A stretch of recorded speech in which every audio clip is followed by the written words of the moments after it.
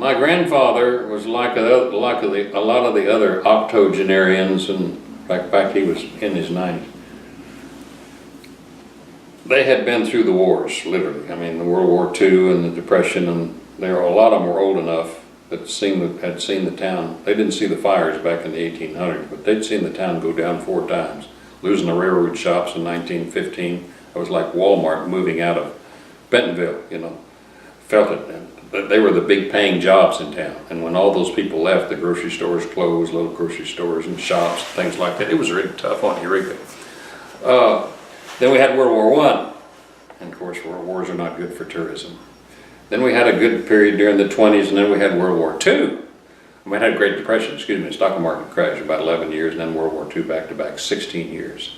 And so those old guys, they didn't want to spend any money. They'd seen the town go down 4 times, and they just didn't want to spend any money. And Granddad was just like them. I can understand him now, because we just had a devil of a time getting him to come down here and build the first bank in '67, and we opened on November 25th.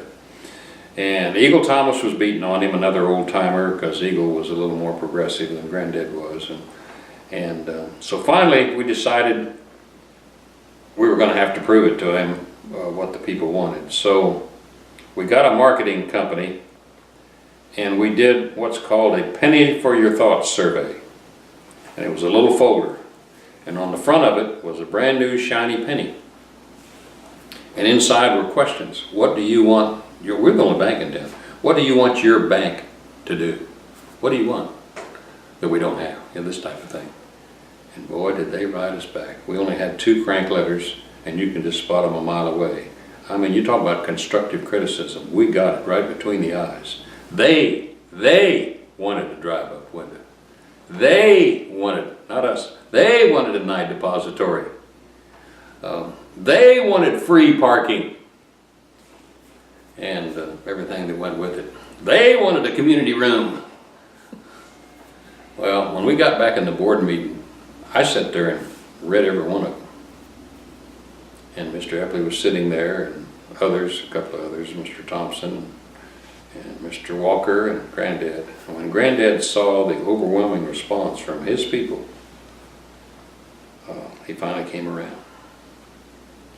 Mr. Epley and I and Mr. Bullock and Mr. Walker had bought this property. It was an old livery stable here. This was all the livery area up and down through here. This is where the stables were, the edge of town. And of course that was one of Granddad's arguments. You're going to go down there and build where the horses were kept? That's the edge of town. First thing that's going to happen, we're going to get robbed. You know? Yeah, they'll come to the edge of town and rob us. They can't get us in the middle of town. You know, that was one of his arguments, you know. And he had several, but they're all kind of like that. Well, we finally convinced him that it was the thing to do. So we got in the car, not Granddad, but the 4 of us, the 4 directors, and drove around all over Arkansas, and not all over, northwest Arkansas, southwest Missouri, and Oklahoma, and looked at a bunch of buildings that the Frank Ryan Company of Carthage, Missouri had built. They specialized in bank building. And we liked what we saw and the people we talked to and the officers of the bank, and they said they were good to work with. So we hired them. I think it was about $100,000 to build that. Frank Ryan was the architect, and Arthur Frank was the contractor. And they formed the Frank Ryan Company, and of course they both had their own jobs.